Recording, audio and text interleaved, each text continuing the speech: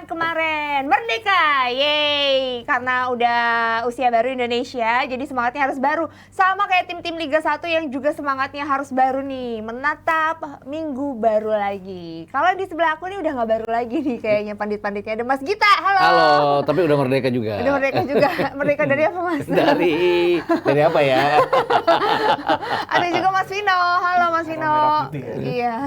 Oh iya, kita serasi ya. Tapi kemarin ada video ibu-ibu malah ngibarin bendera Inggris. Terus suruh turunin. Yang penting merah putih ya, tapi kan bendera Inggris gitu.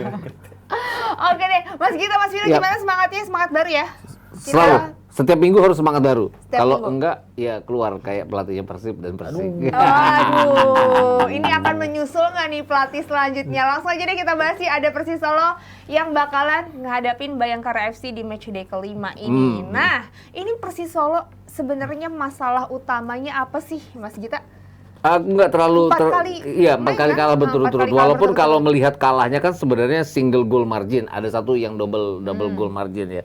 Tapi secara keseluruhan mereka belum mendapatkan poin dari 4 pertandingan. Ya. Lebih melihatnya gini, pilihan pemain mungkin nama besar yang mentereng. Artinya di depan ada Syamsul Arif yang dianggap sukses bersama Persebaya musim lalu. Ya. Tapi kan pada saat dia di Persebaya, di sana tuh ada segala macam yang memprovide dia untuk menjadi gol, yang Disupport membuat ya, dia disupport dia dengan untuk menjadi gol. teman-teman timnya. Betul, ada Taisi Marukawa, kemudian ada Ricky Kambuaya, ada Rahmat Irianto, dan ini yang tidak dimiliki persis di lapangan tengah mereka, sehingga praktis Syamsul Arif hanya bekerja sendiri. Kemudian bolongnya lini belakang, yaitu tadi nama mentereng seperti Fabian Beltrano, tapi usia yang sudah sudah mungkin tidak cukup untuk bisa berkompetisi menghadapi tenaga-tenaga muda dari klub-klub lawan mereka.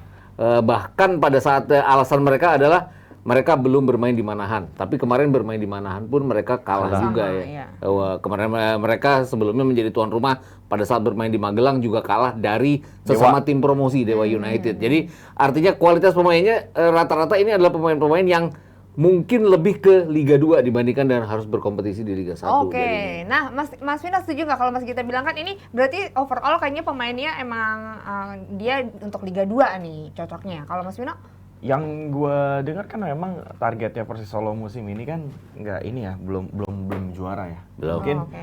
ambisinya mereka itu nanti di tahun berikut. At least bertahan dulu di Ya, Liga 1. yang gue denger di gosipnya di musim ini, at least dia hanya bertahan dulu, baru mereka akan lebih serius jor-joran lagi, kembali menjadi tim Sultan lagi di musim depan ketika menyambut usia Persis Solo yang ke-100. Jadi tahun ini 99. Kayaknya diambil angka cantiknya gitu kan. Ya, oke. Ini yang gue dengar ya, gue dengar 1923 dan 2023. Baru memang yang gue dengar seperti itu. Tapi jangan mentang-mentang Persis nggak target juara musim ini, dan bukan berarti Jadi mereka kendor juga harus ya? tercecer ke Klasemen bawah. bawah gitu kan. Kalau Intan ingat mungkin tim-tim promosi juga waktu 2018 Persebaya sebagai tim promosi juga seenggaknya mampu naik ke papan tengah atas gitu kan. Walaupun nggak banyak juga sih tim promosi yang bisa bersaing di musim perdananya setelah promosi. Kayak kita tahu PSMS 2018 juga langsung turun lagi 2018. Kemudian PSIS juga di papan tengah, tapi Persebaya bisa ke papan tengah atas. Beberapa tim juga ya sempat bisa bersaing di papan tengah ya Mas ya, kayak Persita, Kediri gitu kan. Nah sekarang Persis Solo yang gue lihat memang materi timnya juga dia banyak mempertahankan pemain musim lalu. Tapi dia juga lepasan di Sute, Beto Gonçalves, tapi pemain-pemain intinya Ayah Abdu, Masih bertahan ya. Eki Taufik masih ada. Tapi kan jangan lupa mereka juga banyak rombak, dalam artian mereka datangin pemain asing gitu kan. Yes, Yang dimana harus ada penyesuaian lagi ya. Harus butuh penyesuaian, adaptasi. Mereka ketika Piala Presiden pun gagal total, bahkan ketika mulai masuk musim baru pun mereka harus mendepak Aaron Evans sama si Striker mereka ya. Saya si yang Artigas. Ini kan artinya apa ya? Satu kebiasaan yang jarang terjadi gitu kan, ketika tim baru memang sering gitu. Memang ada beberapa kali. Membawa tim untuk naik ya. Memang ada beberapa kali berikutnya. tim yang mencat pemainnya lagi in season. Tapi itu kan kayak satu paling 3 tahun satu kali jarang terjadi ya. dalam 3 musim atau gimana. Nah ini Persis Solo melakukan ini artinya yang gue lihat memang apa ya, tidak ada persiapan yang sangat-sangat diperhitungkan oleh seorang Jackson Tiago ataupun mereka kan punya direktur teknik ya, Misha Radovic gitu kan. Ini sebenarnya otaknya di belakang Persis Solo tuh ada 3 head coach loh. Misha Radovic, Eko Purjianto sebagai pelatih yang bawa naik dari Persis Liga Solo 2 ya. dari Liga 2. Kemudian masuk Jackson F. Tiago gini kan. Jadi big questions juga apakah ketiga head coach dalam tanda kutip Persis Solo nih di awal musim apakah ada perbincangan yang apa ya? Apa mungkin nggak kompak kali? Itu Mungkin yang nggak? jadi pertanyaan. Karena kan Ya, emang perlu, apapun kayak bisa kemarin jadi kita sempat kemungkinan. bahas kan, timnas U16 bisa sukses karena semuanya tuh punya satu line gitu loh, semua coach-coach yang ada tuh punya kekompakan. Nah, ini bisa jadi nggak sih di belakang itu? Kemungkinan apapun ada Tan. Ini yang makanya jadi yang mengagetkan itu ketika Persis Solo di belakang punya Jackson Tiago, pelatih dengan Nama-nama yang tangan iya, tinggi lah pelatih bisa dengan dibilang ya. dengan banyak gelar liga, kemudian Eko Purjianto yang sukses sama Bali United juga gitu kan. Apalagi tambah Misha Radovic sebagai direktur teknik sebelumnya. Dalam artian ketika Persis Solo tampil tidak seperti yang diharapkan di awal musim ini, tercecer ke dasar klasemen. Ini kan sangat kaget ya. Iya, Sedangkan mereka punya 3 figur Padahal yang kita tuh kayak, padahal tuh sebenarnya Persis Solo jadi salah satu tim yang kita ekspektasikan untuk bisa bersaing Iya, di papan tengah minimal lah ya, atau nggak papan atas lah Betul. gitu ya. Masalahnya mungkin masalah lebih ke internal ya. Ini artinya gini, kalau kita bicara Coach Jackson, ya Jeko kan emang dikenal sebagai seorang pelatih yang bisa membawa tim menjadi juara. Yes. Tapi kan kalau kita bicara musim lalu pun dia menangani tim yang dengan talenta-talenta luar biasa seperti Persipura, masalah internal yang tidak Akhirnya bisa harus keluar juga ya. tidak bisa diatasi oleh Jackson sendiri. Ini masalahnya mungkin sama, masalah internal juga di samping menangani tim dengan sekelompok pemain-pemain yang sudah punya nama kan kadang-kadang agak repot, apalagi pemain punya nama itu mungkin dalam titik di mana mereka menurun penampilannya yang harus diangkat. Nah, Jackson mungkin tidak punya apa ya, mungkin nantinya bisa, tapi kan sekarang yang dibutuhkan adalah kecepatan untuk mengangkat performa mereka. Ini yang aku pikir juga harus cepat diatasi oleh pengurus Persis, bahwa 0 poin dalam 4 pertandingan mereka akan makin keteter Ya. nantinya. Tapi ini apakah ini bakalan jadi laga terakhirnya Jackson nih kalau seandainya mereka harus kalah lagi? ya menurut info yang gue dapat memang kan ini jadi penentuan ya Penentuan, Jackson oke. lawan Bayangkara ya. Tetapi kalau misalnya kalau gue sih inginnya sih coba dilihat seperempat musim ya. Seperempat musim tuh berarti kalau lu bagi Berapa 4 match tuh? berarti berapa? 8 pertandingan, 8 atau pertandingan. 9 gitu. Iya. Sehingga memang terbukti kalau nggak main di Manahan dan lain-lain itu terbukti gitu. Tetapi apa ya? 4 laga 0 poin tuh nggak banget Nggak sih ya. banget, oke. Setidaknya 1 poin dari lawan Bayangkara ini akan bisa nyelamatin Jackson, dan gue berharap sih 3 laga home lah itu jadi penentuan buat Jackson F. Tiago ya. 3 laga home di Manahan itu udah bisa jadi tolak ukur apakah Jackson dipecat Pertahankan atau atau enggak? dipertahankan. Tapi Mas Tetapi Vino- Bayangkara ini yang gue dengar jadi penentuan nasibnya Jackson. Oke, Mas Vino, tapi Mas Vino sendiri melihatnya sebenarnya Persis Solo ini pantasnya ada di posisi berapa sih? Waduh, kalau Persis Solo ya lihat pemain Seharusnya. lihat pemain yang kayak gitu ya, apalagi juga dia sebenarnya youngsternya banyak banget. Kiper aja dua-duanya kiper level 1 ya, si Gian sama si Riyandi. Itu seharusnya sih dia ada di tengah atas ya, di tengah atas buat level Persis Solo. Karena kalau lihat dari 4 lawannya kemarin itu ya, anggaplah dia bisa sapu bersih poin di kandang 6, tambah lagi 1 poin tambahan di luar kandang.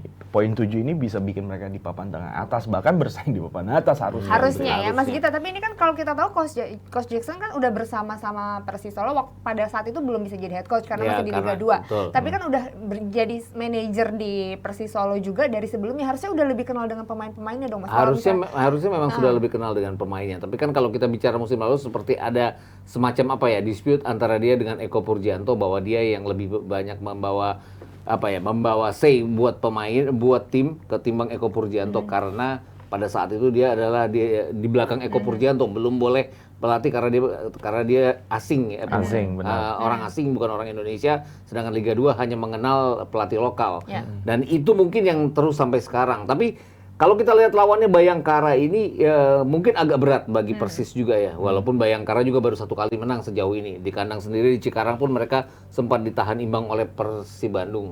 Tapi yang mungkin kalau tahun lalu tuh kan pada saat menangani Persipura, Coach Jackson tuh pernah ketemu sama aku, terus dia bilang bahwa Cikarang itu atmosfer yang paling enak. Artinya tempat latihan dekat, hotel juga bagus dan segala macam. Ya mudah-mudahan ini membawa atmosfer yang baik bagi Persis Solo sendiri untuk bermain di Cikarang minggu ini ya. Tapi melihat lawannya juga agak sulit bagi Persis ya. Karena kalau kita melihat dari 3 tim promosi, justru yang paling terpuruk itu adalah Persis Solo, padahal mereka adalah juara Liga 2 musim lalu. Iya, Mas Gita dan juga Mas Vino nih, ini kan selain mungkin ini akan jadi laga terakhir Jackson kalau seandainya kalah. Tapi Ikhwan juga katanya mengundurkan diri nih. Apa mungkin ada yang nggak nyaman di dalam manajemen ataupun itu yang tadi ruang gue ganti? coba singgung ya, mereka punya 3 head coach, 3 apa, tapi permasalahan perpecahan bukan perpecahan sih istilahnya, kubu-kubuan di ruang ganti itu di setiap klub ada, di setiap klub tuh ada, dan gue tahu gitu kan.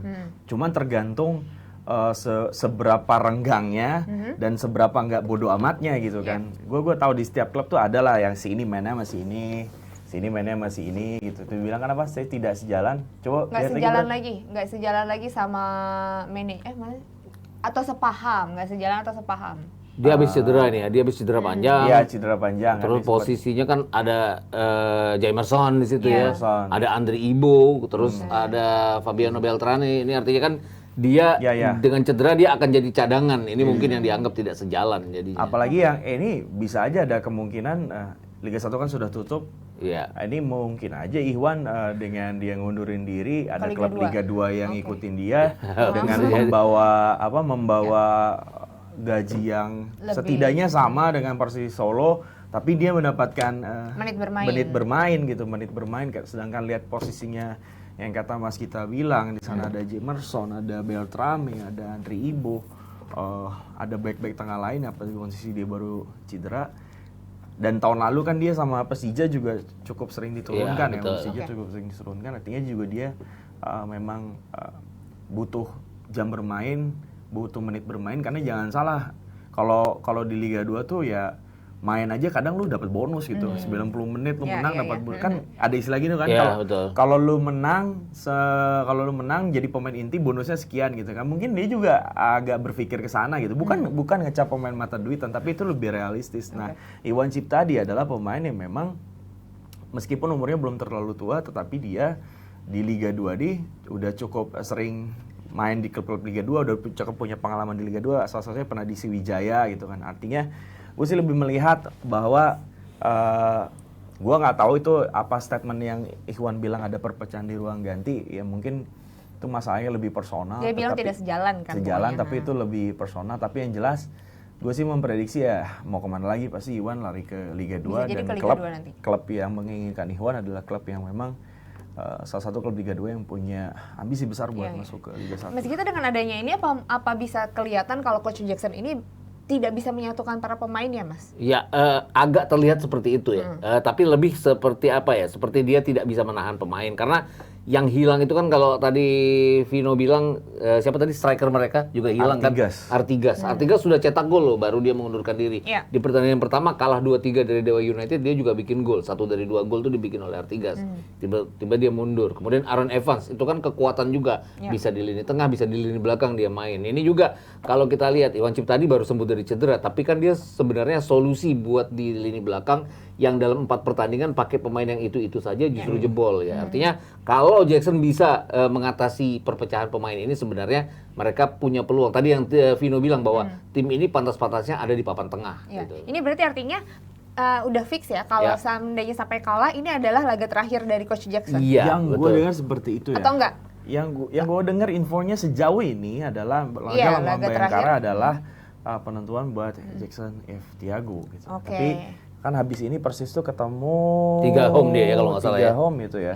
Ketemu 3 home lawan Madura gitu. Nih kalau melihat nih lawannya kan Bayangkara FC. Coach Jackson akan dipertahankan atau enggak nih? Maksudnya akan menang atau kalah? Atau imbang? Sebaik-baiknya imbang, gue yakin Jackson masih bisa. Imbang masih bisa. Mas Gita? Masih yakin bahwa menang akan sulit, tapi imbang dengan kondisi Bayangkara sekarang yang juga tidak terlalu Baik-baik konsisten saja. ya. Kalau Tidak ini, terlalu konsisten untuk ukuran Bayangkara FC. Ya. Ini artinya peluang untuk draw sebenarnya masih bisa karena kalahnya mereka pun kan kemarin dengan margin 1 gol Ukuran saja ya. Bayangkara FC ini maksudnya Ukuran apa? Bayangkara FC kan seharusnya Bayangkara FC itu ada di papan tengah. Tidak Oh, dalam oke. 4 kali bermain mereka hanya 1 kali mencatat kemenangan biasanya. Dan ini yang terjadi dengan Bayangkara Kalau sekarang. imbang nasibnya Mas? Siapa? Dodo. Jackson. Masih sama. Kalau- masih akan bertahan nggak? Masih bertahan karena apa ya, 1 poin di away day itu sesuatu yang baik lah, Oke, oke. bukan Jadi, bukan buruk. Berarti gitu. kalau seandainya kalah ya, berarti kalah. menurut Mas Vino sama Mas Gita, ini ya kemungkinan besar coach akan tetap dipertahankan dulu ya. Iya, seharusnya iya karena kan Kalau dapat poin. kalau dapat poin dan akan ada 3 pertandingan home yang akan menguntungkan mereka walaupun lawannya Madura United juga ya. Oke, nantinya. nah Mas ini ada yang menarik juga. Next Persebaya akan menghadapi Borneo, tapi katanya juga Persebaya mengirimkan surat resmi ke PSSI terkait kinerja wasit ya. Itu karena kemarin ya pas lawan Madura ya. Ya, Iya, lawan Madura. dan di mana mereka nggak dapat hasil kemenangan di tengah mereka seharusnya dapat Hasil mereka menang. kebobolan di menit Iya, terakhir iya, ya. iya. Hahaha. Nah ini apa menurut Mas Gita sendiri ini sebenarnya perlu nggak? Ini Apaan? dia mengirimkan surat ke ketua umum PSSI karena terkait permasalahan wasit ini. Jelas perlu lah karena kemarin gue pun melihatnya harusnya itu gol. Karena harus ada yang bersuara ya dari tim-tim Iya, ini dan kan. Persebaya ini kan salah satu tim yang vokal dan bisa menjadi pionir ya untuk hal-hal yang menjadi keresahan sepak bola yang ada, terutama kayak kemarin yang dilakuin protes masalah jam tayang itu kan sangat apa ya, menjadi tonggak ya buat iya. klub lain juga untuk berani bersuara itu. Dan untuk masalah urusan wasit, gue sih mendukung langkah Persebaya ini, tetapi kan langkah-langkah protes wasit itu kayaknya udah menjadi bahan makanan tiap Setiap season. week gitu ya, tiap Iya, minggu tiap gitu minggu kan. pasti ada ya. Iya, Bari itu pernah Iya. protes juga ya, Iya. Tiap hilang minggu gitu gitu. aja. Tapi kayak nggak ada maksudnya apa ya sampai saat ini kayak perubahannya juga belum melihat yang signifikan. Iya, nggak itu sih? dia. Padahal udah ada tambahan juga asisten wasit kan. Betul. Udah tambahan dan itu asisten wasit tuh malah nyusahin kerja gua gitu. gua mau motret. Gua mau motret dia lari begini.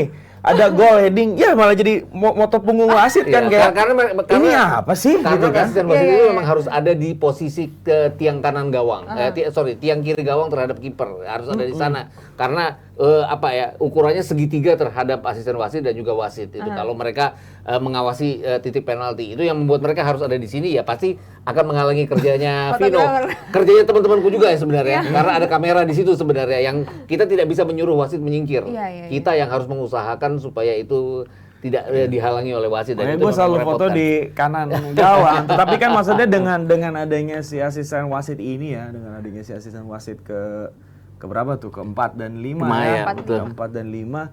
Ya harusnya gol-gol yang harusnya menjadi gol kayak kemarin ya Persebaya ini kan mereka lebih punya pandangan yang lebih baik dan bisa ngasih suggestion ke wasit utama. Iya.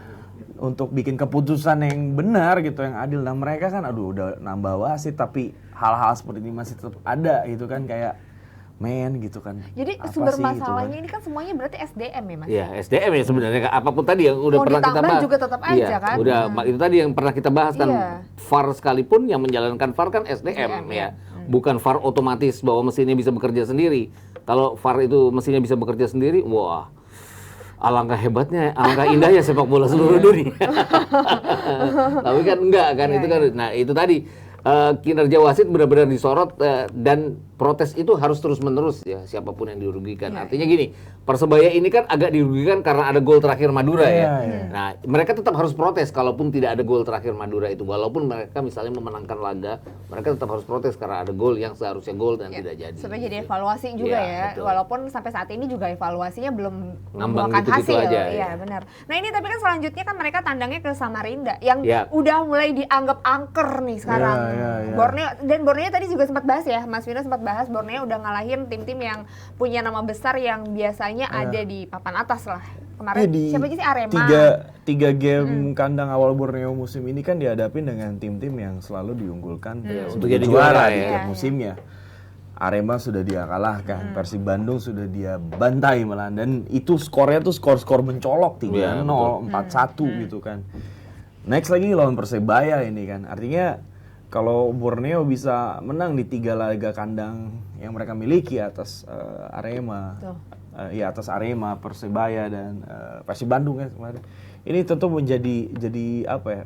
Makin menegaskan bahwa ini adalah awal yang baik buat Borneo gitu kan. Karena setelah ini Borneo itu akan menghadapi banyak laga kandang dan ini adalah kesempatan bagi Borneo untuk meraup poin sebanyak-banyaknya gitu kan.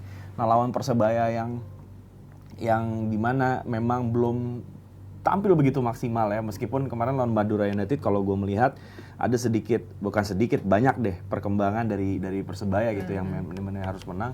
Tapi dalam laga nanti di Samarinda, gue sedikit lebih mengunggulkan Borneo gitu, karena tren Borneo ketika main di home itu sangat baik gitu kan, dan sebaliknya Persebaya ketika main away itu terutama yang awal yang kemarin lawan Persikabo sama aduh gue lupa sih satu Persebaya lawan apa sih yang Draw ya dia. Iya lawan itu kan kalah ya Persebaya setiap away day. Tata gue cek Persebaya tuh kayaknya hasilnya nggak ya kebalikannya dari Borneo, ketika dia away malah dapat hasil yang tidak diharapkan. Nah, ini artinya Mas Gita setuju nggak kalau mungkin Bayangkara. Mungkin Borneo akan tetap mempertahankan keangkerannya. Ya, yakin.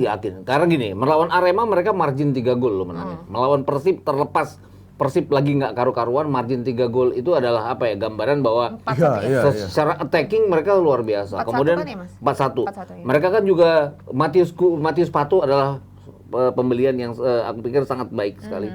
Kemudian mereka punya Stefano Lillipali yang ingin membuktikan bahwa dia bukan cuma hebat di Bali United ya. Sejak Piala Presiden dia kan yang termasuk yang paling ngotot ya. Ini artinya semua pemain memberikan kontribusi. Kalau kita lihat di laga-laga kandang terutama ya, bagaimana manajemen Borneo sendiri sangat mendukung timnya. Kalau sorotan kamera di pinggir lapangan tuh bagaimana mereka sangat antusias sekali. Ini yang aku pikir juga salah satu keberhasilan Borneo untuk meraih poin sempurna saat ini. Di Piala Presiden pun terlepas itu dianggap sebagai turnamen pramusim uji coba, tapi kan jelas bahwa di kandang sendiri mereka tidak terkalahkan walaupun akhirnya tidak jadi juara. Oke, ini menarik banget ya melihat bagaimana Borneo itu tetap konsisten. Kemarin juga pas di pramusim dia bagus, tapi di sini juga di Liga 1 bisa dikatakan mereka tetap bisa konsisten. Nah, tapi ini menarik juga kalau misalnya kita akan membahas peluang 3 tim yang menjadi top 3 ini. Sekarang. Iya, yang saat ini di ada. Coba ada klasemen nggak, Kak Bram? Ada, di ini dia episode sebelumnya kan banyak, wah nggak adil nih nggak ada bahas. Nah sekarang sekarang kita bahas nih Persikabo sama PSM. Tapi ini dulu kita bakalan bahas Madura dulu nih yang ada di peringkat pertama. Madura next bakalan ketemu sama Dewa United. Mana sih Dewa tuh? Oh, peringkat ke-7 ya? Iya, Dewa. Oke. Tapi Madura ini emang apa ya, belakangan ini bukan belakangan sih, kayak udah mulai tipis ya margin golnya, dan juga kemarin imbang. Tetap menang ya, artinya gini, 8-0 mungkin itu bukan kejutan kalau mereka menang dari Barito, tapi kejutannya adalah mereka bisa ciptakan 8 gol. Lulinha ya dengan hat-tricknya. Lulinia dengan hat-tricknya. Kemudian pertandingan kedua mereka menghabisi Persib di kandang Persib sendiri. Esteban Vizcarra jadi sorotan saat itu. Esteban Vizcarra juga yang bikin gol kemenangan lawan Persib. Susah payah itu mereka menang. Kemarin mereka menang di injury time lawan Persebaya. Cukup, aku pikir bahwa mereka ada di puncak klasemen dan laga berikutnya melawan Dewa United sulit-sulit gampang. Kenapa? Dewa United kan salah satu lagi bangkit dan dia tim promosi yang paling bagus sepanjang selama ini ya. Kemarin mereka mengalahkan Bayangkara di kandang sendiri, tapi away mereka kan juga 50-50 ya. Mereka kalah satu kali, mereka menang satu kali lawan Persis Solo yang memang ada di papan bawah. Jadi secara kekuatan Madura dan dua pertandingan ke depan kan mereka akan pindah lebih dekat ke Surabaya ya, ke Bangkalan. Mungkin tidak terlalu berpengaruh terhadap itu, tapi setidaknya ini gambaran bahwa ini tim yang sedang siap untuk mengalahkan lawan-lawannya di kandang sendiri. Mas Vino ngelihat Madura akan konsisten gak nih di matchday kelima ini? Ya ujiannya kan Dewa United ya. Iya. Dewa United ini kan dibandingin tim-tim promosi lainnya, menurut gue dia adalah tim yang tanpa beban, nanti tulus. Ketika Persis Solo dengan supporternya dan Rans juga dengan sorotan-sorotan yang ada daripada media gitu, menurut gue Dewa United itu tim yang ya udah gitu kayak nothing tulus tanpa beban, dan justru ini jadi positive point buat Dewa United. Tapi kalau ngeliat dari pertandingan terakhir kemarin Bali itu kan Dewa menghadapin Bayangkara FC, mungkin nggak bisa minimal menahan imbang lah. Ini turning point dari Dewa United gitu kan, turning point dari Dewa United. Gue rasa ya ada kemungkinan juga untuk dapat poin sempurna di laga away kali ini setelah sebelumnya dilakuin lawan Persis Solo gitu kan. Kalau gue lihat emang mental pemain Dewa United justru squad ini lebih bervariatif dan pemainnya isinya itu pemain-pemain yang udah berpengalaman juga itu kayak Diaz, kayak Ase Berlian gitu, kemudian Dede Nasir. Itu memang orang-orang yang bisa saling ngisi dan apalagi ditambah Neil Maizar gitu, gua rasa memang ini ketemu aja udah squadnya pas, ketemu pelatih yang pas. Neil Maizar kalau misalnya ada kesandung 1-2 ya gue mewajarkan itu kan, tapi untuk laga lawan Madura United gue sih berpikir bahwa Dewa United ini bisa jadi batu sandungan awal untuk Madura United. Nah, nanti kalau ngomongin Asep Berlian kan Asep juga ketemu akhirnya sama mantan timnya ya. Kan dia cukup lama ya Mas Gita ya di Madura. Iya, betul. Nah, ini akankah jadi keuntungan tersendiri nggak sih bagi Dewa? Iya, dia tahu sisi baik, sisi buruknya Madura United. Jelas sebuah keuntungan ya, tapi Madura United kan kalau kita lihat rasa-rasanya yang paling percaya dirinya penuh untuk menghadapi laga-laga minggu-minggu awal Liga 1 musim ini ya. Kenapa? Karena hasil-hasil yang sangat baik di 2 laga awal itu biasanya mempengaruhi ya motivasi tim, kemudian bagaimana mereka menghadapi pertandingan-pertandingan berikutnya. Itu yang aku pikir dimiliki oleh Madura United saat ini. Kendala utamanya mungkin mereka harus kembali bisa mengatasi ini, artinya mereka kembali menghadapi laga tandang tapi pindah ke Bangkalan, bukan di Pamekasan lagi. Ini pasti akan ada perubahan suasana juga bagi Madura United. Tapi secara confident belum kalah ya, itu positif poinnya dari Madura United gitu kan. Tapi dengan kepindahan itu lebih positif atau? Ya biasanya mereka sih biasa ya pindah dari Pamekasan ke Bangkalan, karena Pamekasannya lagi direnovasi, untuk 2 pertandingan mereka akan main di Bangkalan. Tadi Mas Wina berarti ngeliatnya kalau secara mentality pemain-pemain Madura United pastinya lebih merasa comfort ya dengan hasil yang mereka raih ya. Kalau misalnya Dewa United lawan Madura pun sebagus-bagusnya ya Dewa bisa dapat hasil imbang aja gitu. Nah ini kalau kita juga selanjutnya akan ada Persikabo menghadapi Persita. Persikabo lagi sangat efektif nih. Iya, betul. Gimana? Kalau Mas Gita ngeliatnya kayak lumayan imbang ya? Minggu lalu aku prediksi bahwa mereka akan kalah dari Persija ya. Tapi dengan syarat Persija bermain seperti 30 menit pertama waktu melawan Bali United di pertandingan week pertama. Dan itu nggak terjadi. Jadi artinya menghadapi Persikabo kita tim lawan itu harus dalam kondisi yang 100%. Kalau tidak, ya mereka akan kalah atau ditahan imbang oleh Persikabo. Ini yang terjadi dengan Persija minggu lalu. Dan minggu ini Persikabo ya rasa-rasanya juga akan bisa mengulang hal yang sama. Nah Mas Vino lihatnya ini akan seperti apa pertandingan Persikabo dan Persita prediksinya? Ini kan jadi laga away kedua Tira Persikabo. Udah nggak boleh ngomong Tira Persikabo. Nggak boleh. Ini kan udah menjadi lagi laga away kedua Persikabo. Dan lucunya mereka akan mainkan lagi di Indomilk Arena, tempat yang dimana sebelumnya mereka pada away game pertama mereka lawan Dewa United ya main di situ-situ juga gitu kan. Jadi salah satu tim yang belum terkalahkan, tetapi dia main 3 game di kandang, itu memang seharusnya nggak boleh kalah. Tapi kalau lu boleh nanya nih misalnya dari 4 game yang udah dilewatin Persikabo, mana yang membuat gue impress? Justru game lawan Dewa United, karena mereka bisa menang 2-0 di kandang lawan yang gue pikir itu akan kosong loh stadion lawan Dewa United. Ternyata Dewa United penuh juga punya bisa nge-gaet supporter anak-anak Tangsel gitu. Nah lawan Persita kemungkinan besar juga si skuad asuhan Janur ini masih bisa dapat 1 poin dari Tangerang. Seburuk-buruknya 1 poin, karena ini kuat jujur, situasi tim lagi bagus, kepercayaan diri pemain lagi meningkat kalau memang gue ikutin tim ini. Terus apalagi tambahan asing baru ya, si Bruno Dybala sama si yang Jepang mereka baru ini tentu akan jadi plus poin buat ngalahin buat tahan imbang Persita lah minimal. Tetapi Persita juga punya modal yang baik kan gitu. Persita juga punya modal yang baik. Dua tim datang dengan modal yang cukup baik sehingga menurut gua laga bakal sangat seru. Dan lumayan imbang ya. Dan gue lebih condong nih akan sangat imbang. Mas Gita juga ya. Karena kalau ngeliatnya gini, Persita pun 4 pertandingan hanya 1 kali kalah, dan itu away, bukan home ya. Bukan home. Dan sekarang mereka berada di Persikabo, ini pertandingan akan seru sekali. Karena apa? Karena ini dua tim yang tidak diharapkan akan ada di posisi 5 besar, justru di 5 besar sekarang. Justru di sana. Next akan ada juga PSM Makassar ngadepin Arema FC. Kalau PSM gimana nih, Mas Gita melihatnya? Impress aku sama PSM sejauh ini. Mereka menghadapi 2 kompetisi loh sekarang. bahkan pada saat pramusim Piala Presiden mereka sampai harus terbang ke Malaysia ya untuk ke AFC Cup. Mereka lolos juga. Bali United nggak lolos, mereka lolos. Kemarin di Bali, minggu lalu di Bali mereka bahkan lolos sampai ke semifinal dan akan berhadapan dengan Kuala Lumpur. Ini pertandingan terakhir mereka karena week 6 mereka sudah menunda pertandingan yang tanggal 24 itu ke lawan Barito karena mereka akan berhadapan dengan Kuala Lumpur. Kalau mereka menang, mereka tidak harus menghadapi wakil India yang lagi di-ban oleh FIFA. Mereka langsung menghadapi final zona ya. Dan ini akan membuat laga mereka sebenarnya akan sangat hektik sekali karena mereka harus menghadapi dua kompetisi. Tapi sejauh ini mereka menjalankannya dengan sangat baik. Terutama di liga ya. Artinya mereka satu dari 3 tim yang mendapatkan 10 angka sejauh ini dan baru ditahan imbang oleh Persija. Iya, dengan kondisi mereka yang hektik tapi mereka bisa konsisten di liga, Mas Vino. Iya, sebenarnya kalau dari obrolan si coach Bernardo ya, dari coach Bernardo bahwa situasi ini kan bukan situasi yang diharapkan. Situasi ini situasi yang bikin dia pusing karena dihadapkan dengan dua kompetisi sekaligus. Tapi apapun itu memang harus mereka harus dijalani lah Bernardo Tavares. Ini duel antara pelatih Portugal kan, Tavares dan Almeida ya. Kan. Gue impress sekali sama Bernardo Tavares karena ini baru ketemu pertama kan ya? Iya. Dua-duanya. Di pre-season kan sempat kritik ya performa PSM, strikernya Everton belum terlalu gacor, Yuran juga begitu, pemain di Jepang juga masih kurs gitu kan. Nah, tapi akhirnya setelah selesai Piala Presiden mereka mulai bagus di AFC, terlihat memang Everton juga performanya ningkat.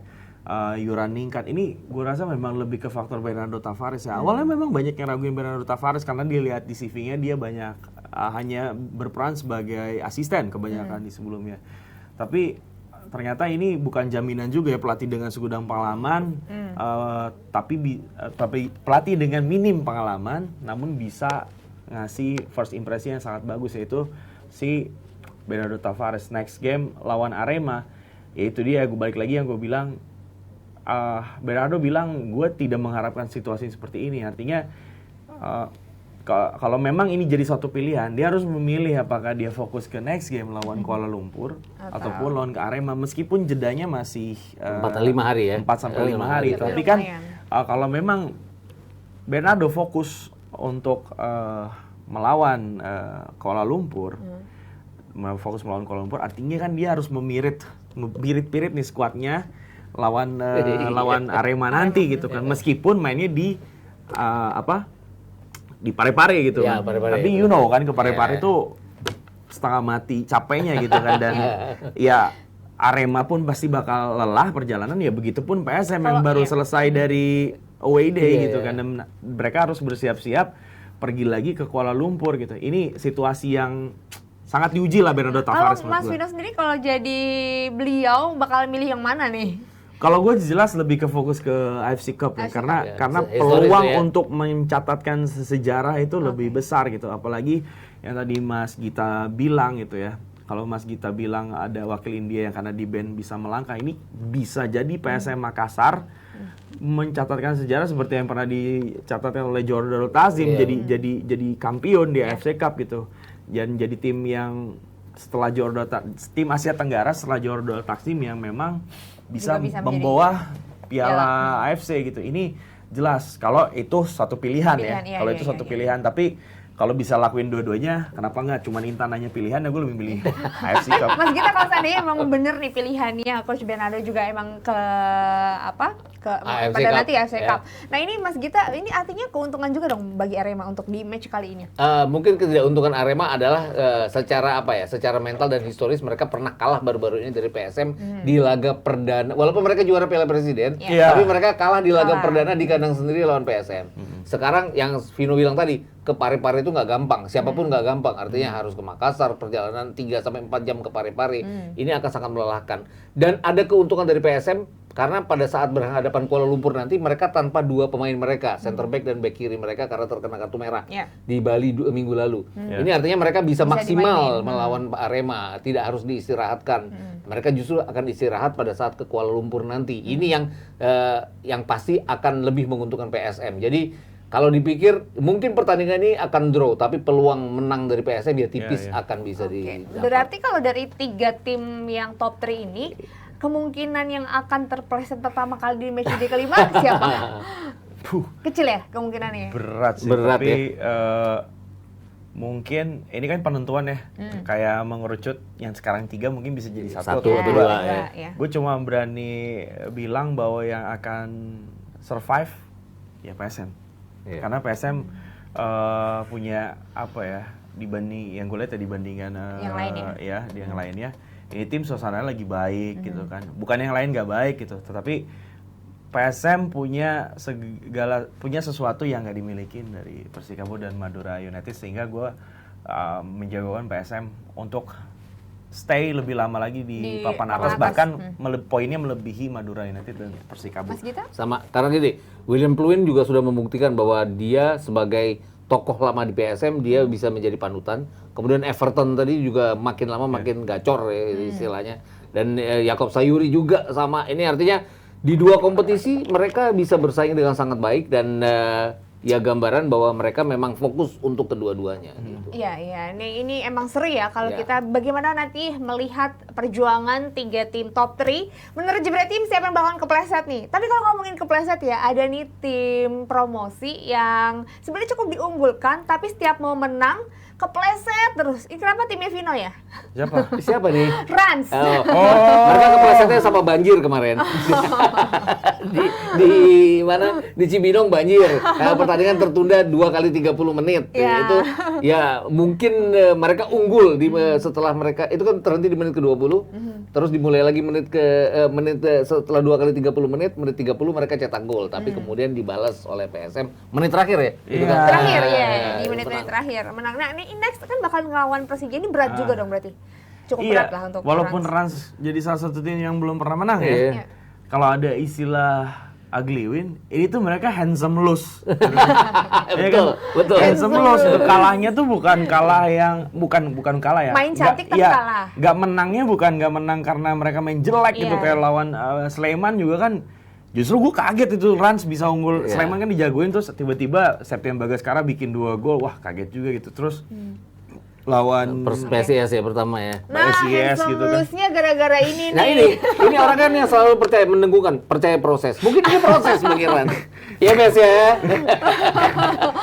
Aduh Iya. Bang Bes. Oke, Lawan gimana? PSIS juga kan terlepas dari faktor masalah penalti dan itu juga mereka hampir ngegagalin kemenangan PSIS itu. Artinya ya apalagi ya kalau gue boleh bilang memang apes aja ini tim gitu kan. Tapi memang kehadiran si Wander Luiz yang dia diharapkan bisa Iya. jadi mesin gol dari Rans, Belum ya? ternyata belum seperti yang diharapkan. Dia udah main lawan Sleman, udah main lawan kemarin PSM gitu, lawan PSM. Artinya 2 game ini seharusnya Wander Luiz sudah bisa adaptif sama rekan-rekan setimnya, dan lawan Persija nanti seharusnya Wander Luiz bisa kasih pembuktian nih kalau dia memang didatangin buat jadi mesin gol gitu kan, mengatasi kemandekan yang ada ketika Rans hampir menang nggak jadi gitu kan, kayak gitu. Oke, Mas Gita ini kan emang Coach RD ya, maksudnya bisa dibilang Rans sekarang ada di zona degradasi kan ya? Mas, 2 poin coba ya. lihat klasemen 2 lagi poin kanan. dari 4 Mana sih pertandingan. dia? Oh, Ya. iya, Dia itu. urutan ke-16. 16. Ya. Tapi lawannya juga nggak impresif amat ini ya. 1 kali menang, 2 kali imbang, 1 kali kalah, walaupun kalahnya di awal musim kompetisi. Ya. Itu tadi Persija Jakarta kayaknya ya baru bermain impresif tuh di 30 menit pertama lawan Bali United. Oke. Itu tadi masih menunggu apakah tiga pembelian utama mereka ini dengan high profile-nya mereka ini di Eropa, apakah akan bisa mengangkat Persija sejauh ini. Oke. Ini yang belum terlihat sampai sekarang. Kalau bisa, ini ya akan sangat sulit bagi Rans untuk bangkit. Nih aku coba gue review dari Rans lawan PSIS, satu sama. Iya. Sempat kalah, tiba-tiba dia bikin Gol, draw, iya. imbang. Lawan Sleman sempat unggul, tiba-tiba kedodoran gitu kan. 2-2 terus. Iya, bikin Bali United hampir nggak menang di Iya, kandang. betul, Kemudian 3-2. kemarin lawan PSM juga satu sama menit terakhir gol gitu. Nah, lawan Persija nanti gua rasa sih skema ceritanya masih akan sama ya. Sport jantung untuk nonton pertandingannya masih akan sama ya. Rans masih akan menghadirkan drama-drama seperti itu, entah mungkin dia unggul duluan tapi Persija yang ngebalas, atau Iya. mungkin Rans Atau sebaliknya. Persija unggul duluan Rans yang ngebalas. Tapi laga ini cukup seru, gue cukup menantikan lagi karena 2 game berturut-turut Persija main di Pakansari, dan ini akan sangat emosional tentu bagi Makan Konate yang dalam tanda petik dia disingkirkan dari sejak kedatangan Thomas Doll dan pindah ke Rans. Ini sangat emosional sih menurut gue. Juga buat Sandi Sute. Oke, tapi kalau Mas Gita sendiri melihat bagaimana Thomas Doll bersama 3 pemain yang kita bisa bilang wah pemain-pemain yang top lah ya. Ini prosesnya udah cukup baik atau gimana Mas Gita? Terlalu lama ya. Oh. Terlalu lama untuk mereka tetap Terlalu ada di lama urutan. ya? Mereka kan sorry lihat klasemen Ya, lagi. kita lihat klasemen lagi ya. Tadi Mereka kan lupa adanya lagi di Persija papan urutan tengah, tapi papan tengahnya Tengah juga bawah. tengah Cuma, bawah. mana Mereka mana di sih? nomor 10 Oh, mereka. oh iya, 10. Tengah-tengah lah. Iya, tengah-tengah lah. Mereka sama dengan PSS Sleman Iya, ya. 4 bawah. pertandingan 5 poin dengan selisih gol yang marginnya 0. Sama dengan Bayangkara tapi Bayangkara -1. Ini artinya bukan gambaran bahwa mereka mengontrak pemain dengan harga yang mahal dengan Tapi high dengan profile kualitas mereka. juga. Pernah main di Liga Champions kemudian dan segala macamnya. Jadi ini artinya ya agak terlalu lama ya buat mereka berproses belum menampilkan permainan yang impresif, masih ditunggu. Kalau mereka bisa melakukan itu, ya bahaya buat BES dengan segala macam prosesnya. Bahaya untuk band dengan segala macam prosesnya. Oke Mas Gita, tapi kalau ngomongin Coach RD nih kan masih ada di zona degradasi. Iya. Apakah Rans akan tetap yang ya udahlah percaya proses atau akan terancam juga nih Mas? Karena kan kayak beberapa tim udah 2 yang keluar, 1 udah terancam lagi. Ini Ya Coach RD? buat level Rans ya, maksud gua yang memang ini juga apa ya, Coach RD juga kan belum terlalu lama ya di Rans. Sempat masuk menggantikan Bambang Nurdiansyah, kemudian keluar lagi untuk bantu Barito, terus Barito, balik betul. lagi gitu kan. Kalau buat harus mendepak Coach RD, gue rasa sih ini terlalu prematur ya. Iya, betul. Karena kan Rans ini kan lagi nyari bentuknya dulu nih di Liga 1 kayak apa gitu kan, dengan jargon percaya proses itu sendiri gitu kan. Dan masih ada kesempatan gitu, masih ada kesempatan untuk bangkit. Itu yang tadi gue bilang, walaupun Rans gagal menang tapi serinya mereka atau kalahnya mereka itu Permainannya mereka tuh diapresiasi masih ya. bisa ngancem gitu, Iya, ngancem iya. lawannya gitu kan. Ya mungkin yang menariknya adalah gini, udah cakep kok kalah gitu ya. Iya. Itu tadi handsome loser itu tadi tuh ya, udah main cakep kok harus imbang, harus kalah. Imbang oke kalau mereka ketinggalan dulu seperti lawan PSIS, tapi Iya. lawan PSS kan mereka unggul ya, dua Ya, gol ya. ya, Mereka ya. terus Kenapa harus dikejar? imbang. Kemudian lawan Bali United mereka nguber loh. Nakut-nakutin Bali United di kandangnya Iya, Bali iya, United benar. itu tadi. Lu kalau nonton Rans, main itu nggak jelek, bagus. Iya, Apalagi betul. Makan Konate-nya itu Edo tuh step up banget tuh musim ini sama Rans. Cuman ya itu dia didatangin Wander Luiz yang diharapkan dia bisa jadi mesin gol Iya, itu belum terlihat. Oke, itu berarti melebihi ekspektasi Mas Vino di awal musim dong? Dengan cara bermain ya, bukan hasil. Cara bermain Cara ya. bermainnya ya. Iya, Apalagi Mas Gita setelah juga. dia pre-season kalah sama Persija kan, Iya. cara mainnya sih. Enggak ini. Kalau ngelihat Rans sebenarnya agak mengagetkan dengan cara mereka bermain. Tapi yang sangat disesali adalah jumlah Hasil, poin mereka yang ya minim sekali ya, 2 poin dari 4 pertandingan itu. Iya. Dan mereka ada di urutan 16, 17, 18 kan akan terdegradasi nantinya. gitu. Oke, ini emang menarik ya, makin ketat nih kalau kita lihat klasemennya.